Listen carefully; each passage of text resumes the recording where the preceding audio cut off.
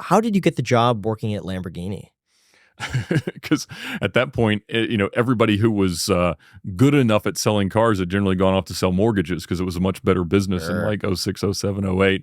And it was so hard to sell the cars that they were just looking for anybody. And the fact that I had a little bit more of an understanding of the economics of ownership, as that was becoming a much bigger part of the ways that they were talking people through the deals, you really had to help them to understand how much this was going to cost them. There was no longer this fantasy of like endless demand and endless availability of funds, kind of a similar period to what we're having right now, where, in the wake of COVID, every new car sold out immediately. There was no inventory, Mm. cheap cars, expensive cars, whatever. And so we were kind of in this moment, much like now, where you really had to sell the car. And I loved that. I loved working deals and negotiating and trying to help listen and understand what a buyer wanted and fitting that into the logic I needed them to accept in order to make the decision to buy what I had.